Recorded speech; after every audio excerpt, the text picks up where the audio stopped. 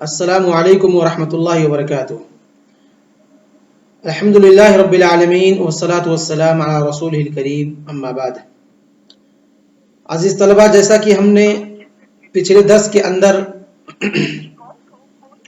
راوی کے عدالت کے ثابت کرنے کا طریقہ پڑھا تھا کہ کیسے ہم پتہ پائیں گے یا کیسے ثابت کریں گے کہ فلاں راوی عادل ہے یا نہیں ہے، یا صاحب العدالہ ہے یا نہیں ہے۔ تو اس میں علماء کا اختلاف ہے، علماء کے الگ الگ مذاہب ہیں، اور جو راجح مذہب ہے وہ ہے جمہور کا مذہب، جس کا دراسہ ہم نے پچھلے درس کے اندر کیا۔ جمہور کا جو مذہب ہے، الجمہور یقولون تثبت عدالت الراوی باحد امرین، کہ راوی کی جو عدالت ہے وہ دو معاملوں میں سے، دو طریقے میں سے کسی ایک طریقے کے ذریعے ثابت کی جائے گی۔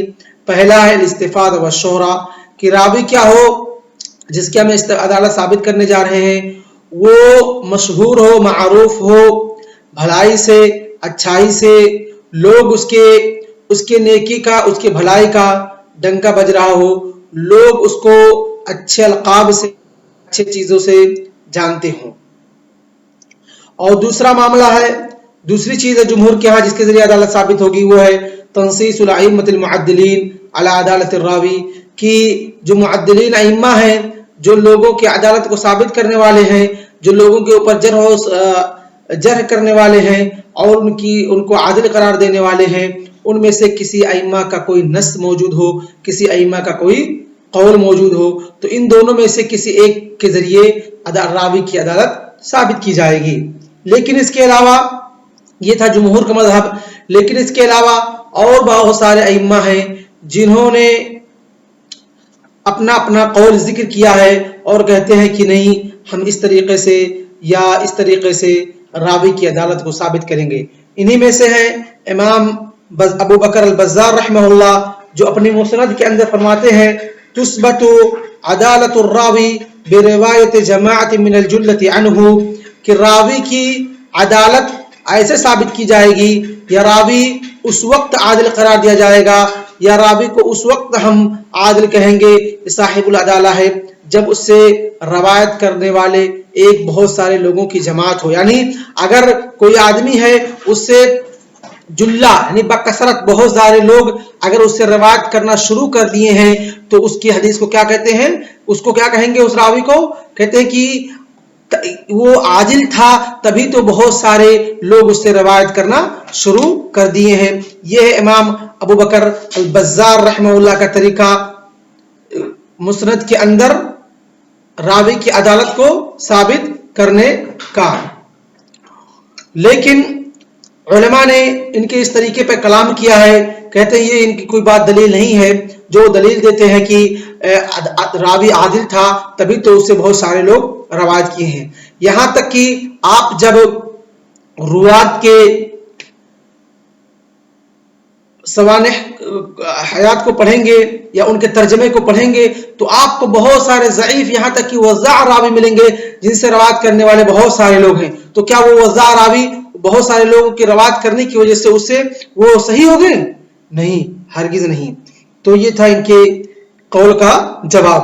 اور اسی طریقے سے امام ابن عبد البر رحمہ اللہ، جو ان کا طریقہ ہے راوی کی عدالت کو ثابت کرنے کا، وہ کہتے ہیں کل حامل لهذا العلم معروف العنایة به فهو عدل محمول في امره على العدالة حتى يتبين جرحه۔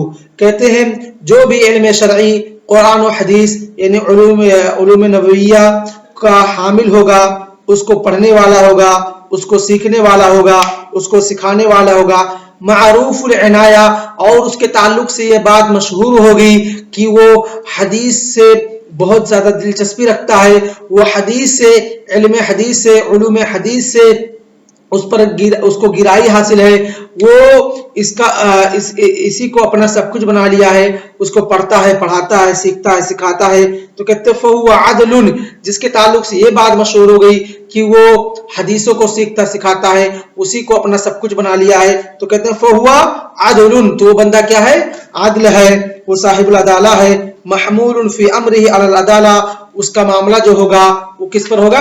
عدالت پر محمول ہوگا. حتی یتبین جرحہ، یہاں تک کہ اس کی جرح واضح ہو جائے. یعنی کہتے ہیں کہ جو بھی علم حدیث سے مشغول ہوگا، جو بھی علم حدیث پر کام کرنے والا ہوگا، جو بھی علم حدیث کو سیکھنے سکھلانے والا ہوگا، امام ابن عبد البر رحمہ اللہ اس کے تعلق سے فرماتے ہیں کہ وہ کیا ہوگا؟ عادل ہوگا. اور یہاں تک کہ کوئی آ کر کے اس کی جرح کو واضح کر دے تب تک وہ عادل ہوگا. تو اس کا جواب ہم کیسے دیں گے؟ بھائی بہت سے راوی ایسے ہیں ضعیف جو کہ ثقہ راویوں سے زیادہ حدیثوں کو روایت کرنے والے ہیں، ثقہ راویوں سے زیادہ حدیثوں کو روایت کرنے والے ہیں.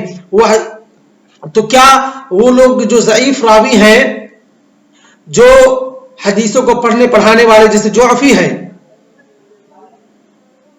جتنا ثقہ راوی روایت نہیں کرتے اس سے کہیں زیادہ وہ جعفی جو کہ وضاع کذاب راوی مانا جاتا ہے وہ روایت کرتا ہے، تو کیا اس کا حدیث سے دلچسپی رکھنے کی وجہ سے یا حدیث کو پڑھنے پڑھانے کی وجہ سے بتلانے کی وجہ سے کیا وہ ثقہ ہو جائے گا؟ نہیں. تو یہ تھا ان کے دلیل کا جواب. اسی طریقے سے امام ابن حبان رحمہ اللہ ان کا جو طریقہ ہے حدیث کے یا راوی کے عدالت کو ثابت کرنے کا، وہ کہتے ہیں ان العدل من لم يعرف فيه الجرح اذا التجريح ضد التعديل فمن لم يجرح فهو عدل حتى يتبين جرحه. کہتے ہیں کہ عدل وہ ہے، صاحب العدالہ وہ ہے جس کا جرح معلوم نہ ہو سکے، جس کے تعلق سے جس کا جرح معلوم نہ ہو سکے. اذا التجریح ضد التعدیل، گویا کہ ان کے یہاں تجریح کیا ہے؟ تعدیل کی اپوزٹ ہے. ہر وہ راوی جس کی جرح نہ کی گئی ہو وہ کیا ہوتا ہے؟ عادل ہوتا ہے، یہاں تک کہ اس کی جرح واضح ہو جائے.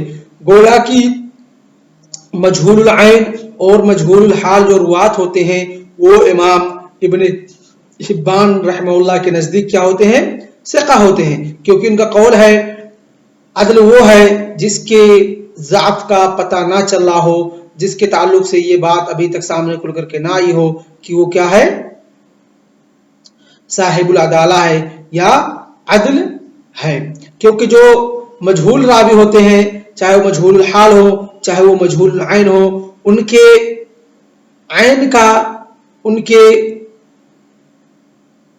عدالت کا، ان کا صرف نام ہمیں پتہ ہوتا ہے، ان کا جو حفظ اور ضبط ان تمام چیزوں کا اور ان کی عدالت کا ہمیں پتہ نہیں ہوتا ہے.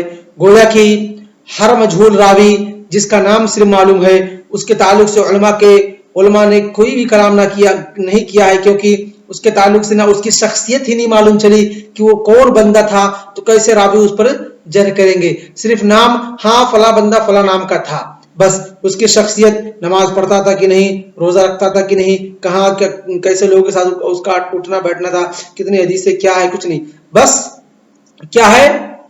من لم یروى عنہ الا حدیث او حدیثان او من لم یروی الا حدیث او حدیثین، جو ایک یا ایک سے زیادہ حدیث روایت کرے اس کو کیا کہتے ہیں؟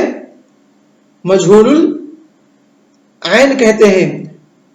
یعنی جس سے روایت کرنے والے صرف اور صرف ایک ہو یا ایک سے زیادہ ہو، لیکن اس کا عین کا پتہ نہ چلے، اس کی شخصیت کا پتہ نہ چلے. تو ایسے لوگ امام ابن حبان رحمہ اللہ کے نزدیک کیا ہیں؟ ثقہ مانے جاتے ہیں. ایسے لوگ امام ابن حبان رحمہ اللہ کے نزدیک کیا مانے جاتے ہیں؟ ثقہ مانے جاتے ہیں. جبکہ جمہور علماء کے نزدیک ایسے لوگ مجہول ہیں، اور مجہول کی حدیث کیا ہوتی ہے؟ ضعیف ہوتی ہے، کہ اس کی شخصیت کا پتہ نہیں چلتا ہے کہ وہ کون بندہ تھا، تو کیسے اس کے تعلق سے علماء کلام کریں گے. لیکن ان چار اقوال میں سے جس کے ذریعے راوی کی عدالت ثابت کی جائے گی ان میں جو راجح قول ہے وہ جمہور کا قول ہے، جو کہ راجح اور صحیح ہے. کیونکہ اور دیگر جو علماء نے جو تعریفیں کی ہیں یا جو اپنا مذہب بتلایا ہے راوی کی عدالت کو ثابت کرنے کا، ان لوگوں کے ہاں صرف اور صرف راوی کی تعریف اس سے ثابت ہوتی ہے، راوی کی شخصیت نہیں ثابت ہوتی ہے کہ وہ کیسا تھا، ثقہ تھا کہ ضعیف تھا یا کیا تھا۔ تو آج کا درس ہم اسی پر اکتفا کرتے ہیں۔ وصلی اللہ علی نبینا محمد وعلی آلہ وصحبہ اجمعین، والسلام علیکم ورحمۃ اللہ وبرکاتہ۔